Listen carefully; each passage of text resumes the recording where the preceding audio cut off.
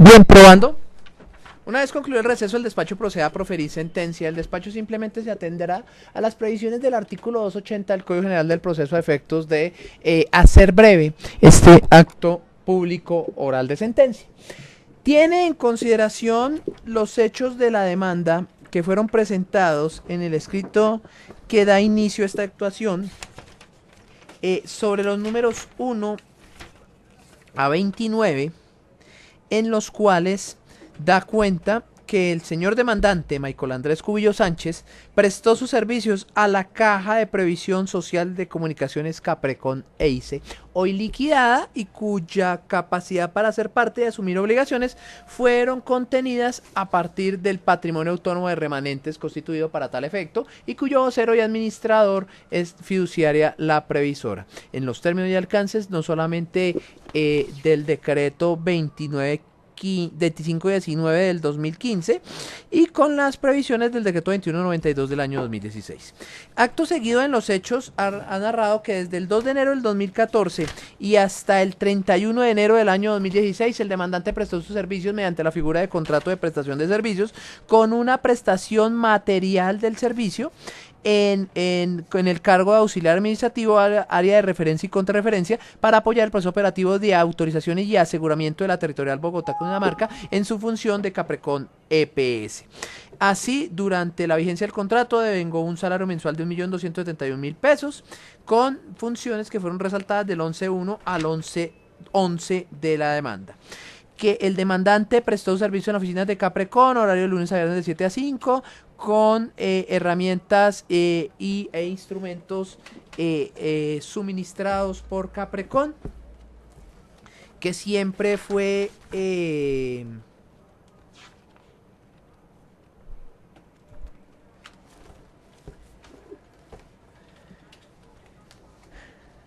subordinado su actividad de servicio por personal de planta, que a los trabajadores oficiales de Caprecon le reconocían la totalidad de prestaciones establecidas en la Convención Colectiva de Trabajo, suscrita de Caprecon y Sintra Caprecon, quien es una organización sindical de carácter mayoritario, y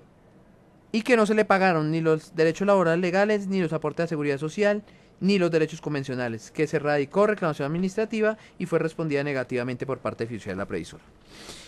Se admitió la demanda, se ordenó la notificación a la parte demandada, quien por medio de apoderado judicial dio contestación a la misma, se opone a todas y cada una de las pretensiones incoadas en su contra, invoca las excepciones de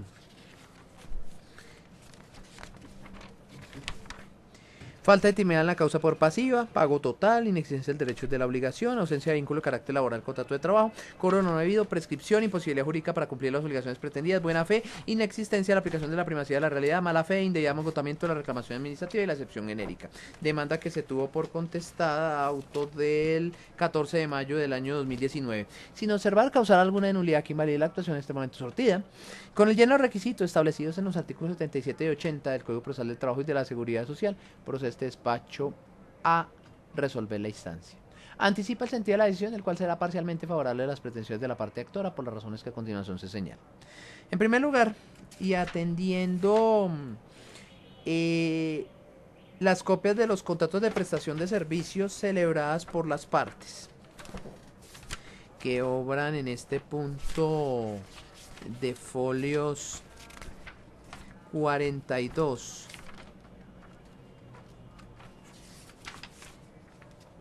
a 45 del expediente, y la certificación que ahora folio 37 y 38, se da cuenta que la actividad del demandante era de auxiliar administrativo, como auxiliar en el área de referencia y contrarreferencia, apoyando la gestión en el proceso de autorización y aseguramiento para la territorial Bogotá, Cundinamarca. Tiene extremos del 13 de enero del año 2014 y hasta el 27 de junio de dicha anualidad, luego del 1 de julio al 31 de diciembre, del 2 de enero al 30 de junio del año 2015, finalmente del 24 de junio, del 1 de julio del 2015 hasta el 31 de enero del 2016. Las interrupciones no son o no superaron el umbral que ha establecido la Sala de Casación Laboral de la Corte Suprema de Justicia en esta cuestión de soluciones de continuidad, toda vez que esta corporación la ha señalado en un parámetro o un baremo de 15 días o más hábiles. No han transcurrido ese término, lo cual el despacho lo tendrá sin solución de continuidad. Lo que entra a determinar el despacho es si en la aplicación del artículo 53 de la Constitución se puede dar la aplicación, en este caso en concreto, al principio de la primacía de la realidad sobre las formalidades establecidas en los sujetos de las relaciones laborales, atendiendo que como Caprecon EIC en liquidación o liquidada era una empresa industrial y comercial del Estado que fue transformada según la ley 314 del año 96 y vinculada al Ministerio de Salud y Protección Social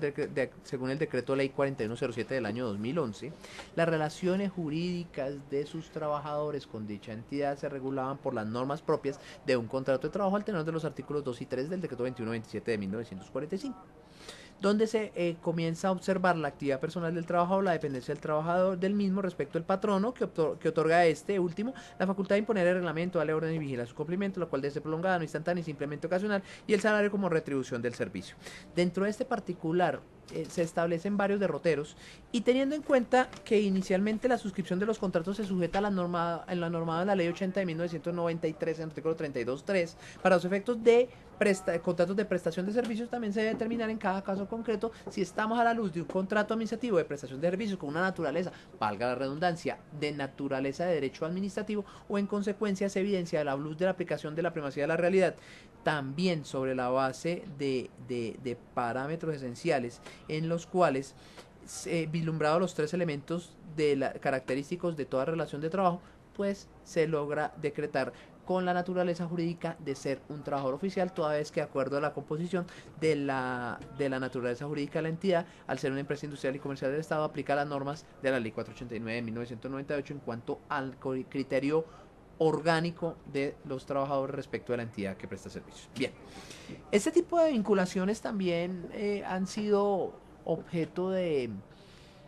análisis jurídico por parte de la Corte Constitucional. Sentencia C614 del año 2009, se han determinado diferentes criterios para los efectos de la labor del demandante, si estamos a la luz de un contrato administrativo o si por el contrario estamos a la luz de una relación de trabajo. Son aquellos: el criterio funcional, el criterio de igualdad, el criterio temporal o de habitualidad, el criterio de excepcionalidad y el criterio de continuidad. Esto descrito de la siguiente forma: el criterio funcional, si la función contratada es la que usualmente debe adelantar la entidad pública. Pues bien, de acuerdo a lo señalado en su momento en la ley 314 del año 1996, Caprecon funcionó y tiene como tal funciones de asignación de empresa promotora e institución prestadora de servicios de salud en la ley 100, como además normas que reglamenten, adiciones, modifiquen o deroguen en su artículo 3. También garantizar los servicios de salud y atender la administración, recaudar las cotizaciones y las demás que señala la ley. Una de las funciones también que están establecidas en la ley 100 de 1993 para las EPS es lo relativo al proceso de aseguramiento, acreditación y autorizaciones, no solamente de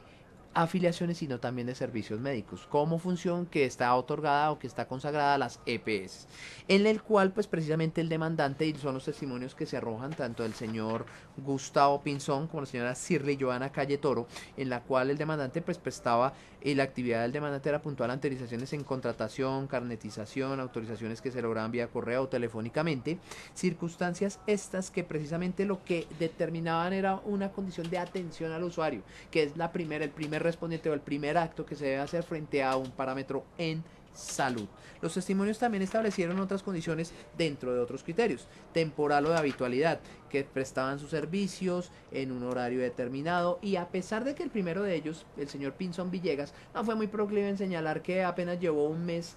prestando sus servicios con el demandante en sitios comunes, pues los demás testigos, la señora Shirley Joana Calle Toro, Dora Inés Castiblanco Castro y Vilma Rivera, dieron cuenta de una prestación efectiva en sitios dispuestos o instalados por Caprecon EPS a efectos de la actividad. Y si se tratase de autorizaciones o demás, el software y demás elementos para la prestación de este servicio eran del resorte del demandante. Por otra parte, también se debe observar que en ese sentido se involucran específicamente la razón funcional y los informes que fueron recibidos por Capre con folio 50 a 53 del expediente, junto con los correos electrónicos que se solicitan o que fueron enviados para los efectos pertinentes. Sin perjuicio de que efectivamente también existían correos institucionales, como el que se evidencia folio 61 a 64 del expediente, en el cual el demandante Michael Descuyo Sánchez tenía una cuenta de correo denominada mcubillos@caprecom.go.co. Esas condiciones de ajenidad hacen que, para el sentido del despacho, se evidencie efectivamente la existencia de una relación de trabajo. No solamente lo que tiene que ver con su prestación personal no delegada, en el sometimiento de órdenes y directrices y la integración del trabajador dentro del clúster de la empresa, es decir, dentro del objeto misional de sus actividades, así como también un horario y una remuneración de acuerdo a los testimonios recaudados. En los anteriores términos, el despacho reconocerá la existencia de una relación de trabajo y procederá entonces a determinar que hay lugar a la liquidación de prestaciones y demás derechos de carácter legal. Dentro de lo que tiene que ver con el carácter convencional, de acuerdo a las previsiones señaladas en el cuerpo convencional, folio 93 a 100 del expediente con anversos, no se desprende la acreditación de la manifestación de la parte actora, en el sentido de que este sindicato tiene el carácter de mayoritario. Por tal razón, el despacho no restará la manifestación de esta aplicación extensiva de los beneficios convencionales a la totalidad de los trabajadores, y por ende, en este caso en concreto, al no registrar alguna condición sindical por parte del demandante, pues el despacho no reconocerá ningún tipo de beneficio convencional. Es en ese sentido en el cual el despacho procederá a hacer la liquidación, salvo en lo que tiene que ver con las cesantías, que de antaño, desde sentencia 32393 del año 2010 de la Sala de Casación Laboral de la Corte Suprema de Justicia, ha determinado específicamente que el periodo o que el umbral de la prescripción se tiene puntualmente respecto de acreencias laborales que no se hayan reclamado dentro del periodo de 3 meses, de 3 años, a excepción de lo que tiene que ver con las cesantías. Teniendo en cuenta el parámetro anterior, la única prestación que se reconocerá con efectos desde el 2 de enero del año 2014 lo serán las cesantías, que de acuerdo al salario que ha sido acreditado 1.271.000 pesos, se liquida de forma proporcional en el año 2016 en una suma total de cesantías de 3.202.920 pesos. Por primas de servicio, vacaciones, que son los elementos únicamente legales que se reconocerán los de los años pagaderos a 2015 a 2016, en razón de, por prima de servicios, 2.542.000 pesos, y por vacaciones de 1.271.000 pesos, atendiendo la falta de exigibilidad durante el periodo respectivo. Esos serían los únicos factores desde el punto de vista legal. Interés a las cesantías y demás derechos extralegales no serán reconocidos por parte del despacho. Finalmente, lo que tiene que ver con la indemnización moratoria. En la indemnización moratoria, lo que se tiene, específicamente hablando y de acuerdo a las previsiones sentencia de CL 1012 de 2015 y C 194 de 2019 de la Sala de Casación Laboral de la Corte Suprema de Justicia, ha establecido que cuando quiera que hay contratos sucesivos a los efectos de disfrazar esta condición de encubrimiento de relaciones, al persistir en contratar a un importante número de sus servidores a través de contratos de prestación de servicios para ejecutar labores estrechamente asociadas al desarrollo del objeto social de la entidad, pone de manifiesto el desprecio por la figura del contrato de trabajo. Tal actitud de manera alguna puede calificarse como una expresión de un actuar ceñido a los postulados de buena fe, indispensable para exonerar a quien es declarado empleador de la imposición de la sanción establecida en el artículo primero del decreto 797 de 1949, que es el aplicable en materia de trabajadores con contrato de trabajo en el sector público. Habida cuenta de lo anterior, entonces esta liquidación, según los parámetros del decreto 797 del año de 1949 y conforme lo señalado en la sentencia CL 194 del 2019, cuando quiera que haya entidades públicas con carácter liquidatorio, esta indemnización se debe contar 90 días 90 días después de la terminación del contrato y hasta el momento de la suscripción del acta final del proceso liquidatorio de la Caja de Previsión Social, advirtiendo el contenido y alcance del decreto 2192 del 28 de diciembre del año 2016.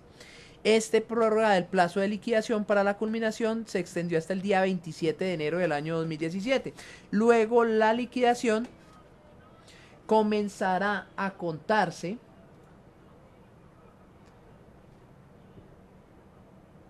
a partir del 1 de mayo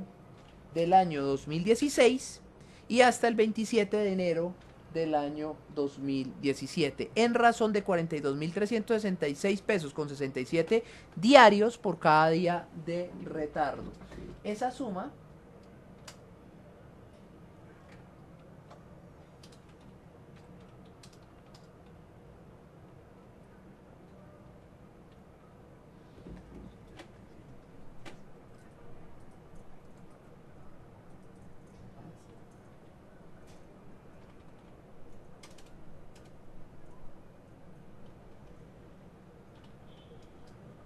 asciende a la suma de 11.311.900 pesos. Esos son los 4 ítems sobre los cuales el despacho fulminará condena, declarando la existencia de relación de trabajo. En los anteriores términos fulminará condena respectiva, condenará en costas a Caprecon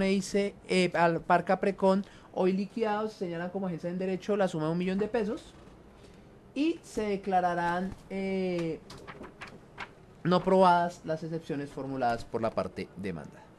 Por lo anteriormente expuesto, este juzgado laboral del Circuito de Bogotá, Ministerio de Justicia de la República de Colombia, por autoridad de la ley, resuelve. En primer lugar, declarar la existencia de contrato de trabajo entre el señor Michael Andrés Cubillo Sánchez y la Caja de Previsión Social de Comunicaciones Caprecon y liquidado entre el 2 de enero de 2014 hasta el 31 de enero del año 2016 por las razones expuestas en la parte motivada de la presente decisión. En segundo lugar, condenar a la demandada, fiduciaria a la previsora como ser administradora del patrimonio autónomo de remanentes de la Caja de Previsión Social de Comunicación Caprecon liquidado a pagar a favor del señor demandante los siguientes conceptos: por cesantías, 3.202.920, prima de servicios, 2.542.000 pesos, vacaciones, 1.271.000 pesos, y por indemnización moratoria por falta de pago del artículo primero de la ley del decreto 797 de 1949, la suma de 11.311.900 pesos. En tercer lugar, absolver a fiduciaria la previsora, como sea la administradora del patrimonio autónomo de remanentes de la Caja de Previsión Social de Comunicaciones Caprecon liquidado de las demás súplicas de la demanda conforme a la parte motivada del presente fallo. En cuarto lugar, declarar no probadas las decisiones formuladas por la demandada. En quinto lugar, condenar en costa de la parte demandada, se nace como agencia en derecho la suma de 1 millón de pesos por efectos de comprometer recursos públicos y la nación ser garante. En caso de no ser apelado al presente fallo, resulta secretario judicial de consulta para que sea resuelto por la Sala Laboral del Tribunal Superior de Distrito Judicial de Bogotá. A las partes de esta edición se le notifican estrados. Habiendo dicho lo anterior, se procede a conceder el uso de la palabra, apoderados de las partes, manifestaciones al lugar, haciendo la advertencia que la liquidación de valores hará parte escrita del acta que celebra la celebración de la presente audiencia. Parte actora. Gracias, señor juez. La parte demandante, en primer lugar, solicitará una adición o complemento de la sentencia en la medida en que no se advierte la resolución de las pretensiones 2.11, 2.12, 2.13, 2.14 que estaban impetradas con el libelo inicial.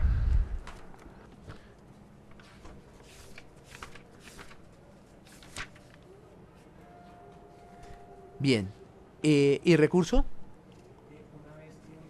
Bueno, en lo que tiene que ver con 2.12, reembolso 211, 212, 213, seguridad social en pensiones, salud y riesgos laborales. Se tiene en cuenta para salud que no hay una condición específica de prestación de servicio que genere un perjuicio a favor en contra del demandante que permitiese establecer cotizaciones en el sistema de salud. Para los efectos de riesgos laborales, de acuerdo a las planillas y pensiones, de acuerdo a las planillas que han estado aportadas, se observa que los periodos de cotización en salud no aparecen con señalamientos específicos y que de otro lado los recibos de pago en materia de salud y pensiones, pues no reporten una condición efectiva de sufragio o de consignación por parte o de manera personal por el aportante, razón por la cual el despacho desestimará estas pretensiones. Y en lo que tiene que ver con el 2.14, sobre las acreencias, cesantías, prima de servicio y vacaciones, el despacho adiciona la sentencia en el sentido de que estos valores deben ser indexados al momento del pago. En ese sentido se adiciona y se complementa la sentencia. Bien, entonces ahora sí, intervenciones.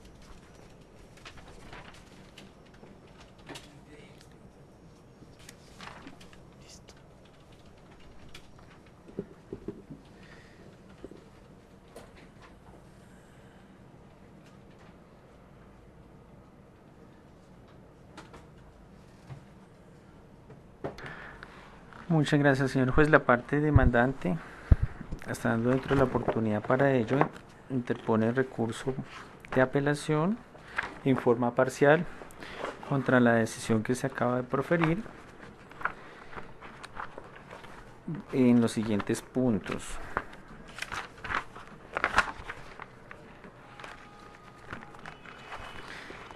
Frente a la aplicación de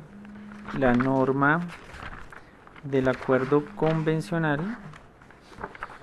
que vinculó a la organización sindical con Caprecon en su momento, a folio 93 y siguientes del expediente, obra el acuerdo convencional con constancia de depósito del 25 de noviembre de 1996, y frente a la duda de si el sindicato era una organización mayoritaria, solicitamos al tribunal que se tenga en cuenta el principio de favorabilidad previsto por el Código Sustantivo del Trabajo en su norma general, así como en el artículo 6º expreso de la convención colectiva, visible a folio 94, en lo que tiene que ver con interpretación de la norma. Pero en forma especial el artículo 20, que me permito leer: pactos colectivos, abro comillas, mientras tenga vida jurídica Sintracaprecon como organización que agrupe más de la tercera parte de los trabajadores de la entidad, no podrá Caprecon suscribir pactos colectivos, cierro comillas. La norma es clara entonces en que nos permite inferir que la organización sindical sí reunía a más de las 2/3 partes de los trabajadores de aquella entidad, y no era un resorte probatorio de la parte demandante entrar a probar que ese número en algún momento hacia el futuro fue inferior, sino por el contrario, conforme al Código General del Proceso, en el artículo 167, si Caprecon, a través de su defensa, consideró que no estaba vigente esta convención colectiva para los trabajadores que no estuvieran expresamente incluidos, se debió dar propuesta esta excepción. Sin embargo, ni siquiera en la contestación de la demanda se adujo en la defensa de esta convocada a juicio la no aplicación de la convención colectiva. Por ello, no existe ninguna razón fáctica ni jurídica para que no se dé aplicación completa de la convención colectiva y con ello del reconocimiento de cada uno de los derechos laborales que se incoaron con el nivel inicial. Por ello, rogamos al señor magistrado ponente se acceda a todos los derechos convencionales objeto de esta apelación. El segundo punto tiene que ver con el pago de los aportes a la seguridad social. Se parte de una hermenéutica restrictiva en contra del trabajador y contrario censo a la prueba que sí allega la parte demandante a folios 48 y siguientes, que son los pagos de la planilla simple, en donde se puede advertir que efectivamente todos estos folios en adelante da cuenta de cada una de las mensualidades que pagó el trabajador por los riesgos de pensión, de salud y de riesgos laborales. Valores que se encuentran totalmente confrontados con los recibos de pago que se trajeron en esta oportunidad. Y en lo que tiene que ver expresamente frente a los aportes a salud y riesgos laborales, donde se argumenta además para absolver de que no se probó ningún perjuicio que hubiera podido sufrir el trabajador en la vigencia del contrato, pues no resulta esta una pretensión redactada en esta forma. No vinimos a reclamar el pago de perjuicios por salud o por riesgos profesionales, porque en efecto no se presentó ningún siniestro ni en la prestación del servicio ni en accidente o enfermedad laboral. Lo que sí se presenta en el caso de autos es un enriquecimiento sin justa causa por parte de Caprecon y un empobrecimiento sin justa causa por parte del empleador, que se vio obligado cada mes a pagar el 28.5% totales de aportes, incluidos los parafiscales, cuando, de conformidad con los derechos laborales, de su resorte únicamente correspondía el 8%. Así que al declararse la existencia de un contrato de trabajo, pues las cosas deben de volver a la normalidad y debe ser la demandada quien debe pagar de su peculio estos aportes y por ende, contrario censo, ser devueltos al trabajador que injustamente y en virtud de un contrato disfrazado de prestación de servicios tuvo que asumir esta carga. Finalmente, el tercer punto tendrá que ver con la solicitud de la indexación de la indemnización moratoria que concedió su señoría, en la medida en que esos dineros tienen un valor efectivo al momento en que su despacho ordenó se cumplían los 90 días y el periodo reconocido por los 11 millones. Sin embargo, el par Caprecon en especial se está retardando porque hasta el momento no hemos logrado el primer pago de procesos que iniciamos en el año 2013. No sabemos entonces, pase una década y no se ha pagado, de tal manera que esos 11 millones no tendrán la menor significancia cuando en su momento se haga el desembolso efectivo, y por eso rogábamos en la demanda y en los alegatos de conclusión que se accediera al pago de esta indexación, sin que con ello se entienda que es una doble sanción al empleador, sino simplemente es la actualización de la pérdida del valor del dinero por el mero transcurrir del tiempo. Muchas gracias, señor juez. Par Caprecon. Presento recurso de apelación de la sentencia proferida en los siguientes términos. Inicialmente peticiono al superior jerárquico que estoy la legitimación en la causa por pasiva que le corresponde a la entidad a la cual represento, toda vez que al observar la fecha de erradicación de la demanda, el mismo legalmente no está llamado a responder ni jurídica ni patrimonialmente. Pues conforme a lo mencionado y en el marco del contrato de fiducia CFM 316767-2, artículo 10 de las consideraciones y cláusula tercera, literal E, el patrimonio asume únicamente la defensa de los procesos existentes o en curso a la fecha de la terminación del proceso liquidatorio. Esto es el 27 de enero de 2017, fecha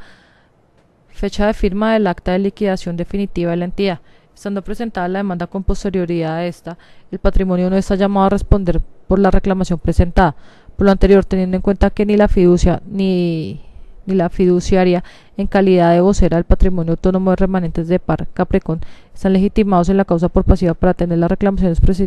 presentadas, solicito respetuosamente que se declare probable la excepción y se desvincule a mi representada del presente proceso. Ahora bien, en lo atinente al artículo primero de la sentencia que declaró la existencia del contrato laboral, respetuosamente me opongo, puesto que se desconocieron las pruebas documentales reconocidas en juicio que claramente excluyen la existencia de la relación laboral. Pues de la prueba testimonial recaudada, debe indicarse que si bien los testigos señalaron que conocen al señor Michael, también es cierto que no lo hicieron durante toda la vigencia de los extremos que se están reclamando hoy en este proceso, puesto que el señor Gustavo señaló que únicamente laboró con el accionante un mes, la señora Shirley que laboró 9 meses y los otros 2 testigos que comparecieron señalaron que uno de ellos que trabajó en el mismo lugar de trabajo, puesto que era una afiliada o cliente de Caprecon, y la otra que solamente tenía comunicación con el mismo por periodos cortos. Por lo anterior, los testimonios no dan fe sobre la subordinación solicitada, ni mucho menos sobre los extremos laborales hoy peticionados.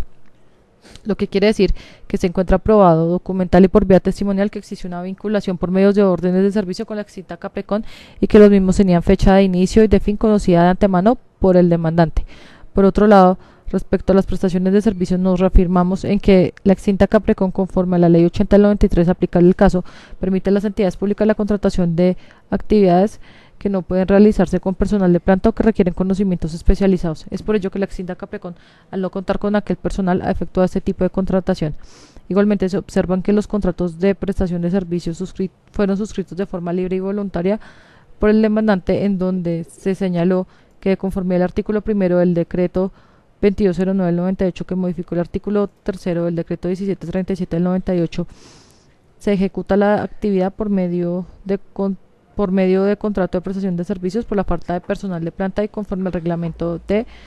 contratación de la entidad. Así las cosas, resulta evidente que el demandante pretende desconocer el vínculo como contratista y que éste sea equiparado al contrato laboral, a pesar de que se probó con certeza la clase de vinculación, esto es por medio de órdenes de servicio. En estos términos dejo planteadas mis alegaciones. Gracias.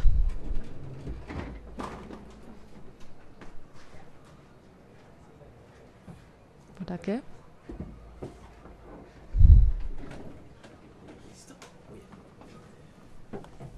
Ok, de las intervenciones de las partes, prende recurso de apelación, interpuesto y sustentado por los apoderados judiciales de las partes, cumpliendo los presupuestos del artículo 66 del Código Procesal del Trabajo y de la Seguridad Social, procede conceder la alzada para que sea resuelta por la Sala Laboral del Tribunal Superior del Distrito Judicial de Bogotá. Se ordena que por secretaría se leen las aplicaciones correspondientes dirigiendo la actuación a dicha corporación para que sirva a resolver sobre los recursos aquí impetrados. A las partes esta decisión se le notifica en estrados y habiendo dicho lo anterior, se da por terminada la presente audiencia.